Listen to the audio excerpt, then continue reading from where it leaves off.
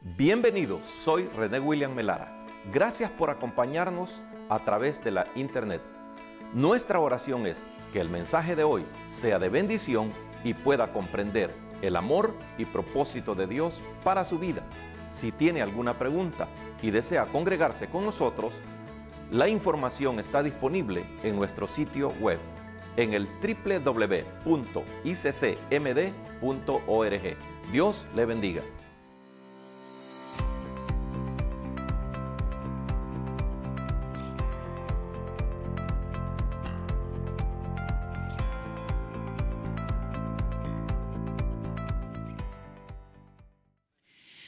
Bien, amado hermano, quiero pedirle que vaya al libro de Apocalipsis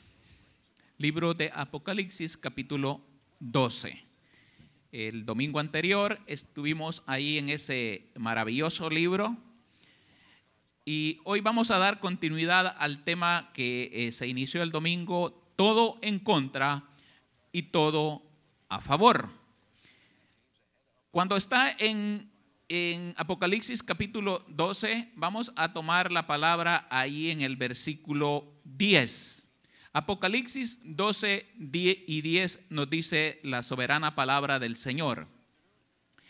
Entonces oí una gran voz en el cielo que decía: ahora ha venido la salvación, el poder y el reino de nuestro Dios y la autoridad de su Cristo, porque ha sido lanzado fuera el acusador de nuestros hermanos, el que los acusaba delante de nuestro Dios día y noche.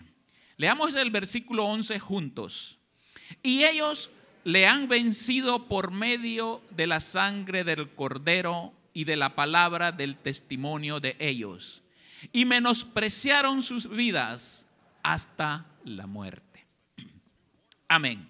Bueno, decía que íbamos a dar continuidad al tema del domingo anterior: todo en contra y todo a favor. Porque hay situaciones, hermanos, en las que podemos ver las cosas y parece en la realidad que todo está en contra. Pero nosotros, como creyentes en un Dios todopoderoso, decimos que si Él está con nosotros, ¿quién contra nosotros? Entonces, la palabra nos transmite esperanza, nos transmite seguridad. Pero nosotros vemos y la problemática a veces nos engaña, nos confunde. La realidad a la que nos enfrentamos nos paraliza, porque entramos en pánico, en temor, en angustia. Entonces, a veces en medio de la dificultad es bastante difícil el poder ver el amanecer, poder ver el final, poder ver la solución. Entonces, como que todo es en contra de nosotros. En el domingo anterior se nos enseñaba acerca de algunas generalidades de este tema, pero quisiera que en esta hora nosotros viéramos un ejemplo de una situación que se presentó para el pueblo de Israel, que parecía que todo estaba en contra y que la destrucción de ellos solo era cuestión de tiempo. En el libro de Esther se nos narra acerca de una joven que vivía durante el cautiverio, cuando estaban bajo el cautiverio de los medos y los persas. Esta muchacha dice que, ya decir que era una mujer, en el ambiente cultural de ese entonces es colocarla en desventaja. No porque el Señor haya hecho a la mujer menos que al hombre, porque la mujer tiene la misma imagen y semejanza que tiene el hombre de Dios. ambos fueron creados con la misma dignidad, con un rol diferente, pero tienen la misma dignidad delante de Dios. Pero como los aspectos culturales a veces difieren de la época y de las regiones de la tierra, en las circunstancias en las que esta muchacha se encontraba, el solo hecho de decir que era una mujer la colocaba en una posición de desventaja. Y más aún que era una joven. Y si a eso le sumamos que era huérfana, sus padres habían fallecido y ella, hermanos, había sido criada o ayudada por un primo que se llamaba Mardoqueo. Este hombre era el que la había adoptado como su hija. Así que él había ayudado a esta joven. No sé el contexto del cual usted venga, pero cuando nosotros a veces queremos desarrollarnos en la vida, por alguna razón nosotros tendemos a ver las desventajas que tenemos. Vemos a lo que nos enfrentamos y como que nos victimizamos para no tener valor. Nosotros mismos nos colocamos en desventaja. Así que esta muchacha está allí en el anonimato, pero era ella una judía. Y los acontecimientos que se nos narra en este libro dice que la reina Vasti, que era la esposa del rey Asuero, fue depuesta de su dignidad como reina. Y hubo necesidad de una nueva reina. Así que fueron convocadas muchas jovencitas para que aspiraran a ocupar ese lugar de reina de la cual había caído Vasti. Dentro de ellas, por consejo de su primo Mardoqueo, esta muchacha Esther va y se presenta como una candidata. Así que podríamos decir, si le queremos ver todo lo que tiene en contra, hay una lista. Pero el punto aquí es que Esther era parte del pueblo de Dios. Los acontecimientos, la realidad cotidiana muchas veces no tiene sentido. Y nosotros no vemos el poder de Dios moviéndose, actuando a favor de su pueblo. Y en esta situación, eso podría decir alguien no tiene nada que ver con Dios. Pero Dios sí estaba actuando detrás de toda la realidad que se manifestaba en ese imperio.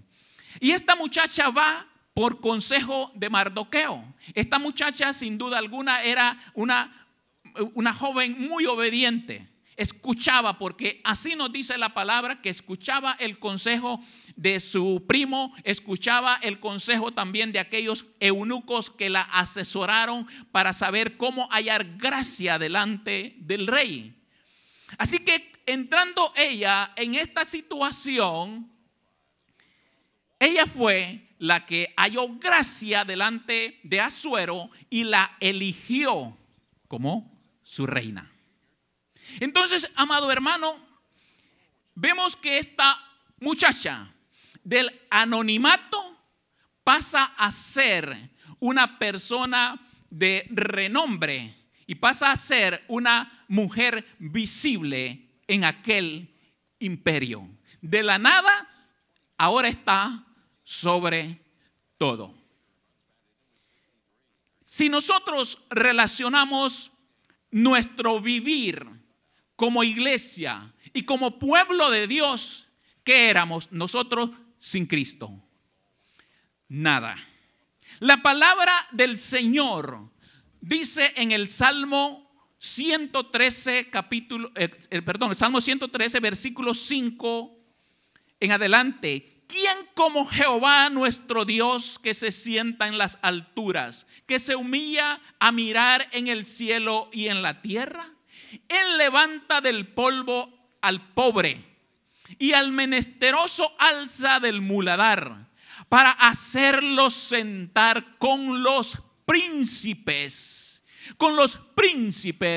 de su pueblo. Él dice que hace subir al pobre del muladar donde se encuentra. Si nosotros examinamos nuestra vida, ¿qué le podíamos ofrecer a Dios? ¿Será que éramos considerados príncipes o éramos esos pobres, ciegos, desnudos, desprovisto de todo bien delante del Señor?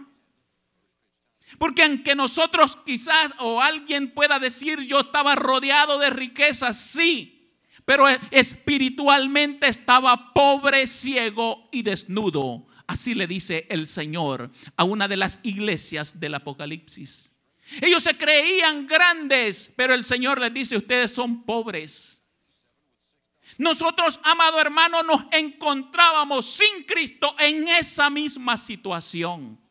Pero el Señor no ve capacidades, el Señor no ve habilidades, el Señor no ve riquezas en nadie. Él ve un corazón necesitado, y eso es precisamente lo que vio en cada uno de nosotros. Vio a una persona necesitada, y como Él ve esa necesidad, Él visita, y nos visitó a través de su Hijo, porque siendo nada, Él nos levantó para ahora hacernos sentar como príncipes de su pueblo. Amado hermano, dice Pablo hablando a la iglesia de los Corintios, miren que ustedes no son unos grandes intelectuales, sino que lo vil y lo menospreciado, eso es lo que Dios levantó. ¿Para qué? Para humillar a los soberbios, para humillar a aquellos que creen que tienen una gran inteligencia. Así que, amado hermano, Dios estaba obrando a través de esta mujer, poniéndola en un lugar visible, en un lugar preponderante, pero con un propósito. Porque lo que Dios hace, lo hace con un propósito. Dios, hermano, a nadie, a ninguno de los que han confesado a Cristo como Señor y Salvador de su vida, lo trajo para que esté sentado escuchando un mensaje. Dios lo trajo, eso es parte de la formación, pero no es el fin. Hermano, Él tiene propósitos para su iglesia. Como pueblo del Señor redimido, Él tiene propósitos para la iglesia.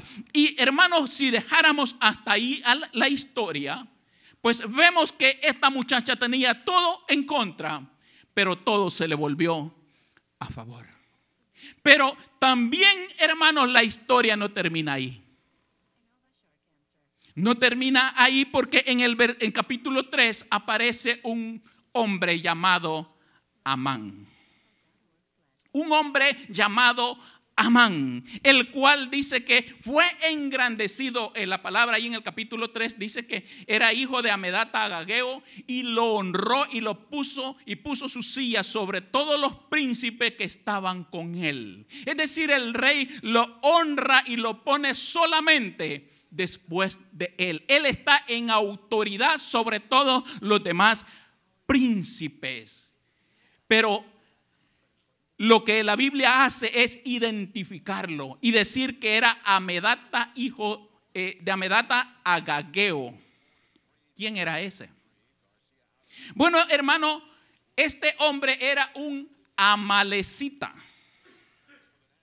Cuando el pueblo de Israel sale de Egipto, fue llevado por el desierto, y estos de Amalec, dice la palabra del Señor, que salieron en contra del pueblo de Israel.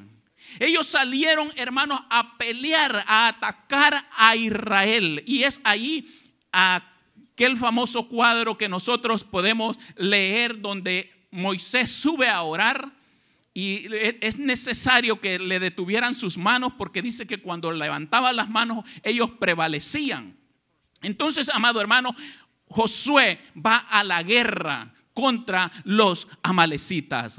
Y a causa de esa actitud hostil de los amalecitas, vino una sentencia de parte de Dios contra ellos. En Éxodo 17:16 dice: y dijo, por cuanto la mano de Amalec se levantó contra el trono de Jehová.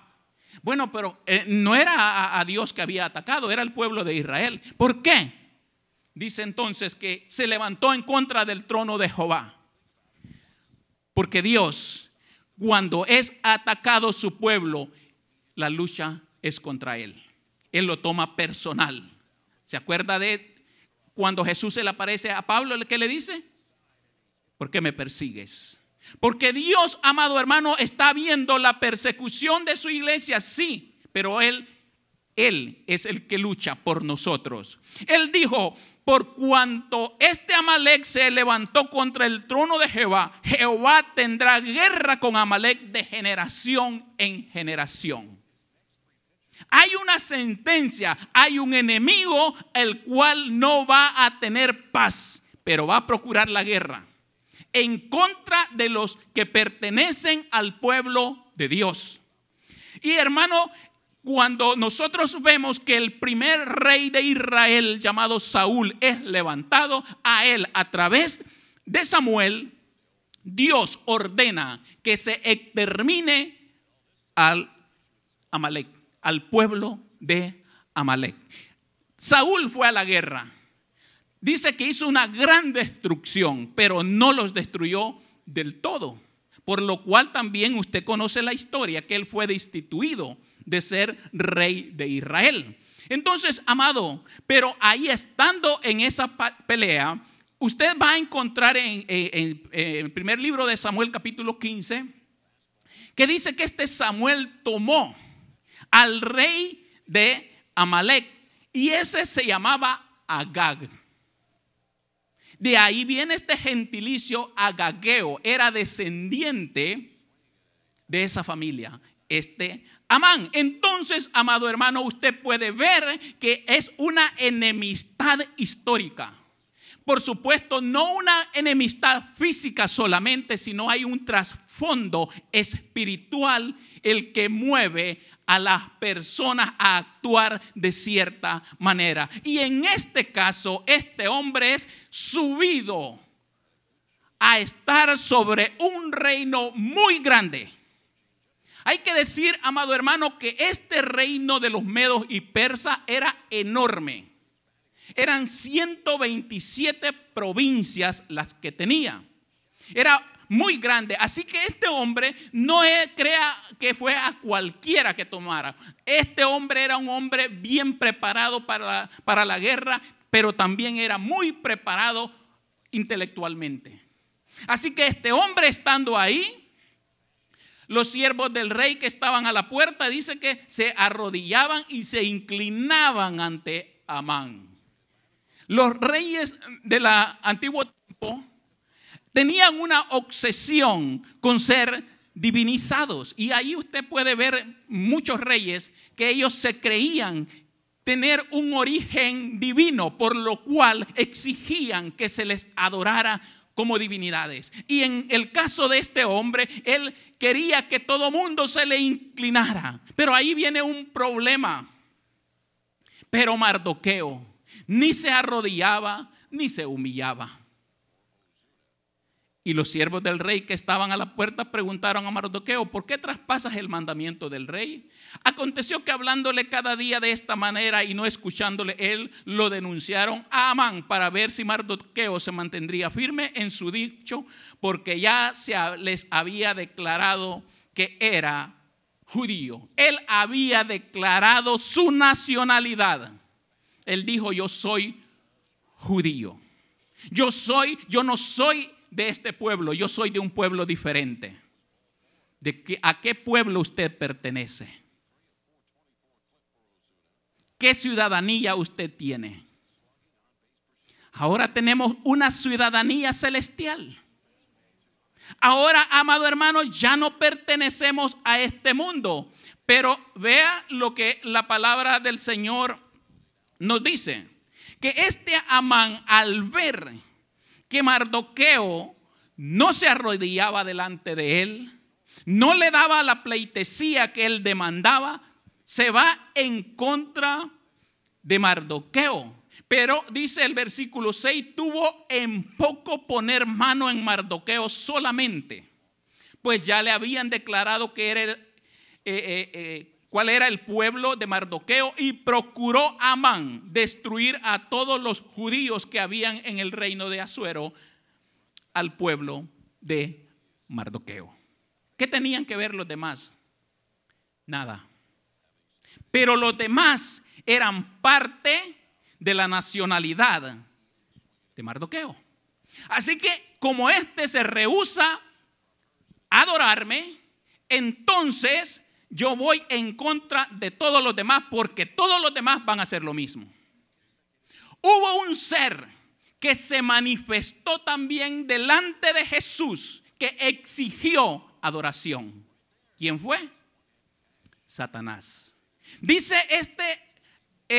la palabra del Señor que cuando Satanás llegó a el encuentro con el Señor Jesús, lo llevó a un monte alto y le dijo: mira, todos los reinos de este mundo a mí se me han sido dados.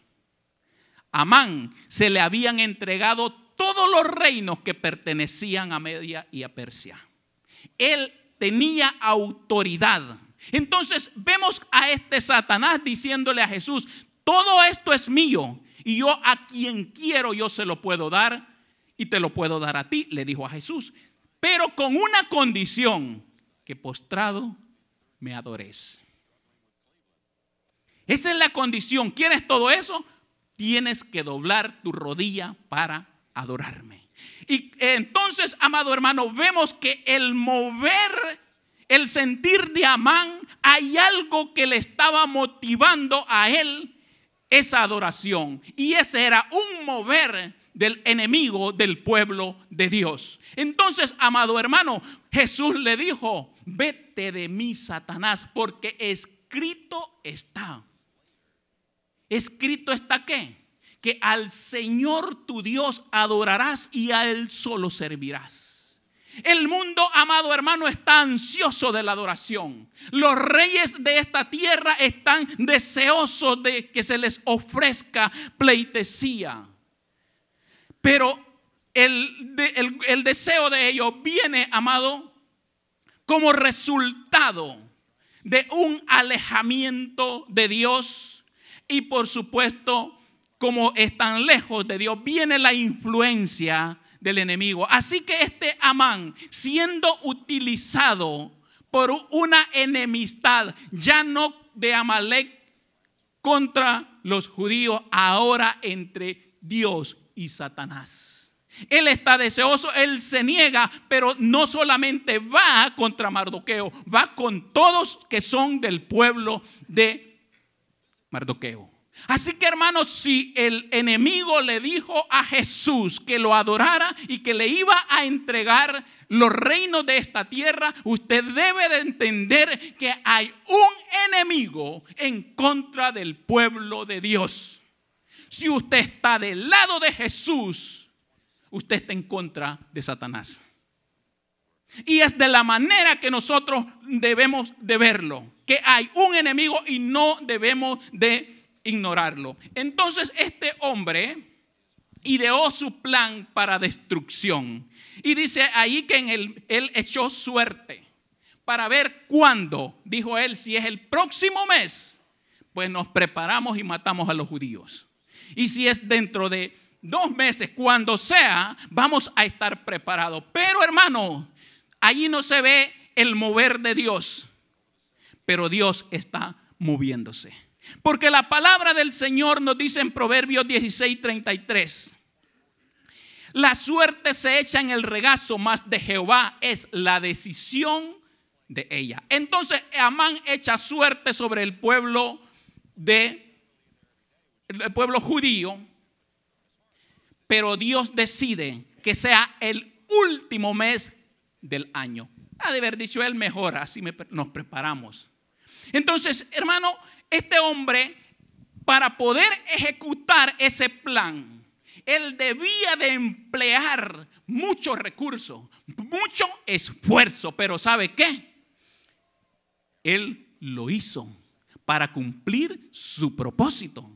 Porque le mencionaba que eran 127 provincias y no todas hablaban el mismo idioma. Hablaban idiomas diferentes. Entonces, él convoca a los escribas para escribir la ley que se iba a promulgar, el edicto que se iba a anunciar. Entonces, para eso necesitaban, hermano, ahora usted en el mundo, a través de las redes, fácilmente se da la información y puede llegar a regiones lejanas, pero no era así en ese tiempo. Habían que ir mensajeros que llevaran ese mensaje.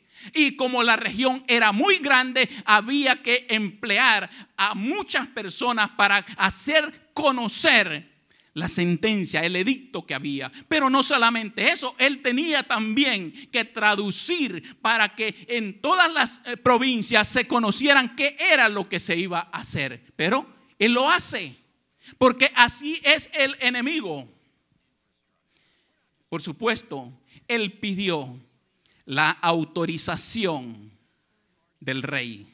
En el versículo 8 dice que Amán le dijo al rey: hay un pueblo esparcido y distribuido entre los pueblos en todas las provincias de tu reino, y sus leyes son diferentes las de todo pueblo, y no guardan la ley del rey, y al rey nada le beneficia dejarlos vivir. Si place al rey, decrete que sean destruidos. Hay un reino, hay un pueblo esparcido por todas las provincias, no están juntos. La iglesia de Cristo no está junta. La iglesia de Cristo está esparcida por todo el mundo.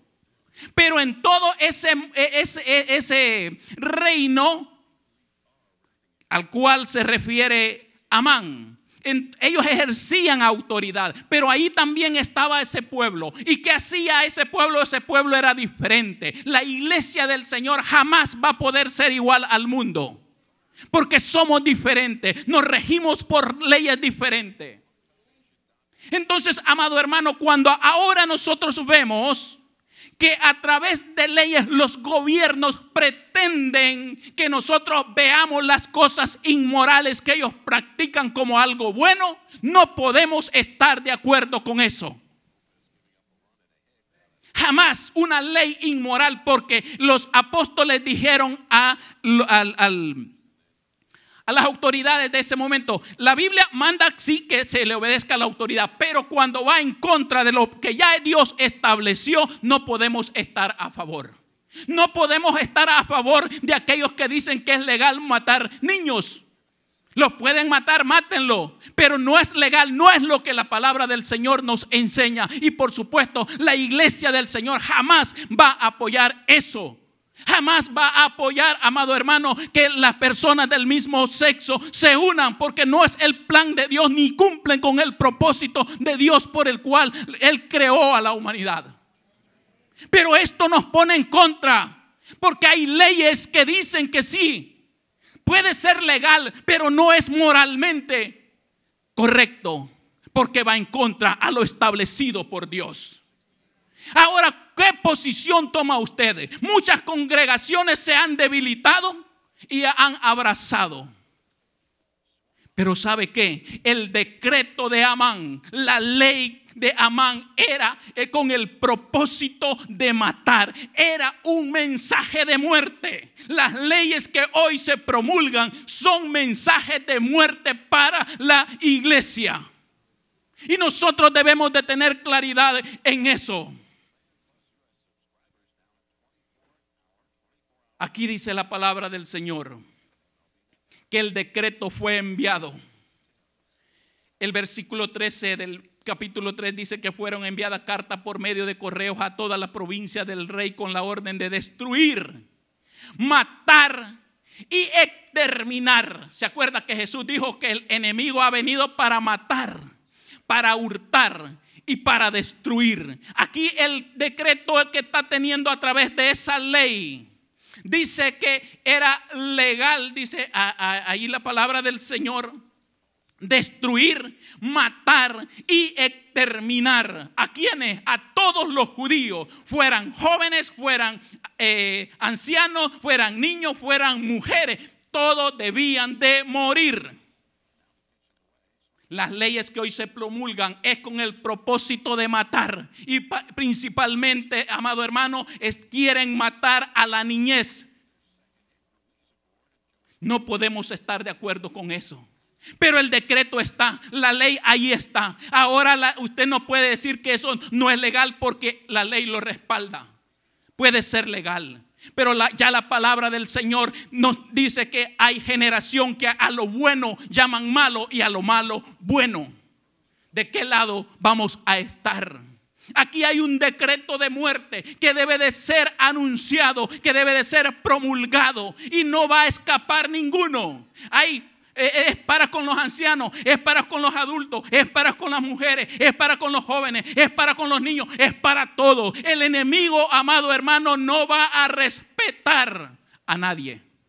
El propósito de él es matar, es destruirnos. Entonces, hermano, tenemos la reacción de aquel pueblo que estaba ahí.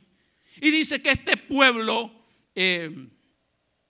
comenzando por Mardoqueo, rasgó sus vestidos, se vistió de cilicio y de ceniza y se fue por la ciudad clamando con grande y amargo clamor.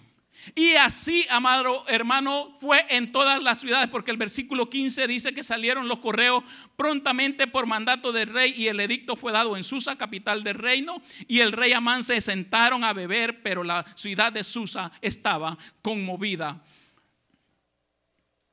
Pero también dice en el versículo 3 del capítulo 4 que en cada provincia y lugar donde el mandamiento del rey y su decreto llegaba, tenían los judíos gran luto, ayuno, lloro, lamentación, cilicio y ceniza era la cama de muchos. Hubo una gran tristeza. ¿A causa de qué? A causa de la amenaza que se cernía sobre ellos de que iban a ser asesinados. Hermano, hay situaciones en las que nosotros podemos identificar fácilmente una amenaza de muerte. Vemos a una persona armada, nosotros no los vamos a quedar ahí. Vamos a huir. Pero hay situaciones también que están atentando y nos amenazan de muerte, nos van a conducir a la muerte, hablando físicamente, pero nosotros somos indiferentes a ello. Usted, si ve a alguien con una arma, por supuesto, ve una situación natural, un tornado, un huracán, usted puede percibir que ahí hay una amenaza. Pero la gente no muere solamente por eso. El abuso del azúcar, la sal, las bebidas energizantes son amenaza y están llevando a la muerte a miles de personas. No hablemos de drogas, que eso de por hecho ya lo es una amenaza y usted la puede identificar. Pero estas cosas no, porque nos gustan. Pero eso no significa que si nosotros no tenemos cuidado, nos van a dañar. Pues en lo espiritual, de igual manera, uno fácilmente se aparta de un asesino, de un ladrón, porque lo considera algo pecaminoso. Pero no fácilmente se aparta de un chismoso, pero igualmente es pecado. Porque Dios dice que aborrece, es una abominación ante los ojos de Dios, aquellos, dice, que siembran discordia entre los hermanos. Es algo despreciable delante del Señor el que alguien que se dice ser creyente esté poniendo en contra a otro. Es abominación a Dios, dice. Pero eso lo pasamos por alto. No significa que la amenaza no esté ahí, es que nosotros no tenemos el discernimiento para identificarlo como una amenaza, y por eso, amado hermano, viene la muerte espiritual para nuestras vidas.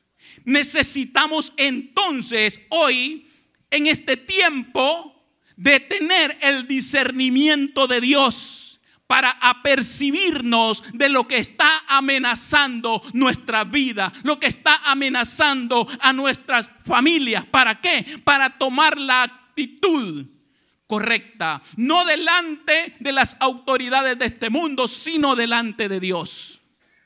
Porque cuando esta gente se enteró, Ester, estando allá en la opulencia, en la comodidad, dijo: vayan donde Mardoqueo y díganle que se cambie esa ropa que trae porque da mal aspecto. Pero Mardoqueo dijo: no. ¿Por qué rechazó las ropas? Porque le dijo: yo me puedo cambiar de ropa, pero eso no quita mi dolor. Eso no elimina la amenaza de muerte que está sobre mi pueblo. Y mi tristeza es por la amenaza de mi pueblo. Nosotros, amado hermano, a veces actuamos de la misma manera que Ester. Ante la amenaza corremos a las congregaciones. Nos vestimos, hermano, de religiosidad. Y parece que por un momento nos gozamos, pero seguimos siendo los mismos carnales sin arrepentimiento. Pero eso no va a quitar el texto que dice que la paga del pecado es muerte. Tenemos que venir a Cristo Jesús. Hay que tomar una determinación. ¿Cómo vamos a actuar? Este Mardoqueo le dijo: no me traigan esas ropas, que eso no calma mi dolor. Eso no va a cambiar la situación. Va a cambiar, le dijo, cuando nos atrevamos a enfrentarnos, a reconocer que hay un imperio que viene en contra de nosotros, y vamos a hacer lo posible. Pero ¿sabes qué le dijo a Ester? Eres tú la que tiene que hablar. Para eso Dios te levantó, porque tú eres la que estás cercana al rey. Tú eres la que puede intervenir. Para eso te puso Dios ahí. Y él le dice: Mardoqueo, si callas absolutamente en este tiempo, respiro y liberación vendrá de alguna otra parte para los judíos, mas tú y la casa de tu padre pereceréis. Y hace una pregunta: ¿y quién sabe si para esta hora has llegado al lugar que ahora ocupas?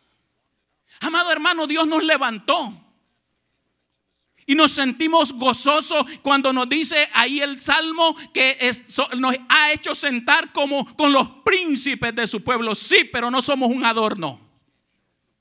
Nos ha puesto Dios con un propósito, porque, hermano, los contemporáneos de Mardoqueo y de Ester no podían ver lo que había en el futuro, pero Dios sí ya lo sabía. Y él, amado hermano, se hizo que viniera esta reina y ponerla en el lugar correcto para que en su momento ella actuara. Así que, amado hermano, Dios nos ha puesto en este tiempo malo, perverso, y llámele como usted quiera, pero lo ha hecho con un propósito, y Él nos ha entregado una responsabilidad también. Porque si te quedas callado, le dijo, no puede estar la iglesia del Señor callado. No nos podemos callar para decir estas verdades bíblicas delante de quien sea. ¿Por qué? Porque el que no escuche esta palabra ya no va a ser responsabilidad nuestra, porque el compromiso nuestro es anunciar las buenas nuevas de salvación, anunciar aquel que vino, porque nosotros nos encontrábamos muertos en nuestros delitos y en nuestros pecados. Ahora esta muchacha llamada Ester está en contra la espada y la pared. Hay una doble amenaza de muerte. Una, porque era judía. Eso la colocaba del lado de las víctimas. Y otra, porque no podía ir al rey. Y no podía ir al rey porque no había sido llamada. Solamente dijo esta Esther: si hallo gracia delante del rey, él me puede atender. Y usted y yo, amado hermano, en nuestra humana naturaleza no podemos ver a Dios. No podíamos comunicarnos con Él porque el pecado nos alejaba de su gracia, nos alejaba de su misericordia, y por lo tanto no podíamos ir a Él. Por lo cual Dios en su provisión dio al Cordero para que fuera inmolado y en su sangre lavar nuestras culpas, lavar nuestros pecados, para que por medio de Él pudiéramos tener acceso al trono del Rey de Reyes y Señor de Señores. Es allí, amado hermano, donde nosotros tenemos que ir. Es para eso que Dios nos limpió. Por eso Él nos llama a que nos acerquemos pues confiadamente al trono de la gracia, para alcanzar misericordia y hallar gracia para el oportuno socorro. ¿De quiénes? Ya la gracia está con nosotros, pero hay una amenaza en el mundo de muerte. Pero ahora nosotros, amado hermano, somos puestos en un lugar privilegiado para poder actuar. Todo lo que hay en el mundo está en contra de nosotros y en contra del mismo mundo. Pero nosotros, la iglesia de Cristo, es la esperanza para este mundo. El nombre de Esther significa en la lengua persa estrella. Esther, estrella. ¿Y por qué es importante esto? ¿Para qué sirven las estrellas? Entre otras cosas, hermano, para que los enamorados las vean, ¿verdad? Pero algo más provechoso es que durante miles de años sirvió como guía. Los navegantes, para poder moverse de un punto a otro, las estrellas se guiaban por ella. Y eran estrellas que los iban a guiar correctamente, exactamente a donde ellos querían llegar. Hay una estrella muy famosa. ¿Cuál es? Aquella estrella que le apareció a unos hombres sabios que vivían lejos de Belén. Pero esa estrella fue delante de ellos y los llevó al lugar preciso y correcto y en el momento oportuno. ¿Dónde los llevó? A Cristo Jesús. Aquel niño que venía a traer salvación a la humanidad. Por eso, amado hermano, esta mujer, Esther, se convirtió en la esperanza para este pueblo. La iglesia, dice el Señor, vosotros sois la luz del mundo. Una ciudad asentada sobre un monte no se puede esconder, ni se enciende una luz y se pone debajo de un almud, sino sobre el candelero y alumbra a todos los que están en casa. Usted y yo, amado hermano, hemos sido puestos en este lugar, en esta ciudad, en esa familia, en esa comunidad, para hacer luz. Para que vean la luz, dice el versículo 6 del capítulo 5 de Mateo: así alumbre vuestra luz delante de los hombres. Que resplandezca esa luz. En Filipenses capítulo 2, versículo 14 y 15 dice: haced todo sin murmuraciones y contienda, para que seáis irreprensibles y sencillos, hijos de Dios, sin mancha en medio de una generación maligna y perversa. No dice ahí que nos colocó en una sociedad muy educada, muy respetuosa, en una generación maligna y perversa. Ahí es donde usted y yo estamos. Piense en el peor lugar de su país. Pues eso es este mundo. Ahí nos ha puesto Dios. He aquí, yo los envío a ustedes como corderos. ¿En medio de qué? De pastores, puros lobos. En medio. Entonces, amado hermano, la amenaza en contra de la iglesia ahí está. Y si él dice lobos, es porque están prestos para devorar. Pero ¿qué hace la iglesia? Dice, así alumbre vuestra luz, así resplandezca en medio de este mundo oscuro, perverso, en la que las tinieblas, amado hermano, están oscureciendo todo pensamiento del ser humano. Así dice la palabra del Señor. Ahí es donde nosotros debemos de resplandecer. Aún dice la palabra del Señor que las tinieblas no prevalecieron en contra de la luz. Por el contrario, cuando las tinieblas son más densas, la luz debe resplandecer más. Somos nosotros los que estamos esparcidos por todas partes del mundo, los que debemos de llevar este mensaje. Mardoqueo le dijo, si te quedas callada, Dios va a proveerse, pero tú vas a pagar las consecuencias. Si nos quedamos callados, Dios se va a proveer. Pero usted y yo, amado hermano, no debemos de desear que Dios se provea de otro. Dígale al Señor, Señor, aquí estoy yo.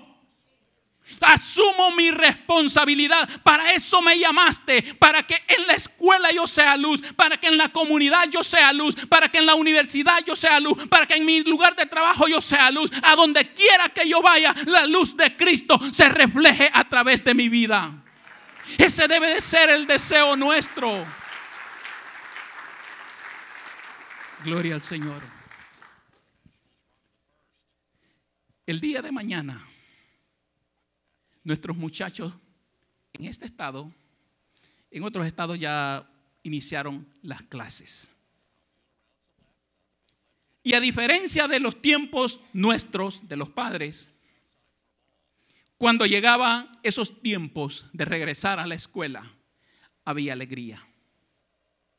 Pero ahora, ¿qué siente usted de que su hijo vuelva a la universidad o a la escuela? ¿En qué se han convertido ahora? ¿En centros de educación o centros de adoctrinamiento? Nosotros no vamos a estar ahí. No podemos cambiar a ningún maestro. E incluso la ley los protege. Y no podemos ir en contra de ellos. Pero sí tenemos a un Dios que está en todo lugar. Y Él sí puede estar ahí con nuestros muchachos. Él sí puede estar ahí en el corazón del joven, para que pueda discernir lo que viene de Dios y lo que le está dando este mundo. Nosotros, hermanos, ¿qué vamos a hacer? Tenemos el ambiente contrario, pero más poderoso es el que va con nosotros que el que está en el mundo. En el mundo tendréis aflicción, pero confiad. Yo, dijo Jesús, yo he vencido a todo sistema mundano. Todo lo que se levanta hoy en contra de nuestros hijos, el Señor ya lo ha vencido. A Él entonces debemos de acudir. Es a Él a quien debemos de ir y presentar nuestros hijos, nuestros jóvenes.